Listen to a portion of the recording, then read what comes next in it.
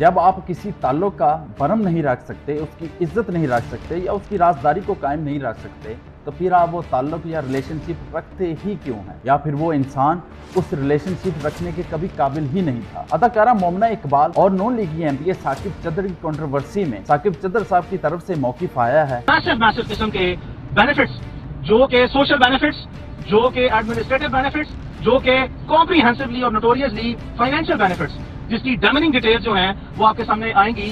वो भी दरखास्त गुजार मुसलसल 5 साल वसूल करती रही हो, जिसको मैं अनड्यू बेनिफिट कह रहा हूं। अगर उनका कहना यह है कि मुल्जिम मोहम्मद साकिब चद्दर ने उनको साइबर बुलिंग की है, तो it does not make any sense. ये 18 करोड़ मोमना इकबाल पे खर्च कर सकते हैं, तो सोचें कि इनके पास कितने असासे होने चाहिए, और इन्होंने वो फिर अपने इलेक्शन कमीशन में डिक्लेयर भी किए हैं। और दूसरी बात ये कि अगर मोमना इकबाल इनसे तवाइफ लिए भी हैं, इनसे गिफ्ट लिए हैं और बेनिफिट्स लिए हैं, तो क्या उन्होंने इनसे गन पॉइंट पे गिफ्ट लिए हैं, इनसे जबरदस्ती गिफ्ट लिए हैं? इन्होंने अपनी मर्जी से वो पैसा खर्च किया है, और आप समझ सकते हैं कि ये पैसा इन्होंने पीछे से कहां से कमाया था। इस तरह का पैसा फिर इसी तरह के कामों में जाता है। आपकी इस बारे में क्या राय है, मुझे कमेंट्स में जरूर आगाह कीजिएगा।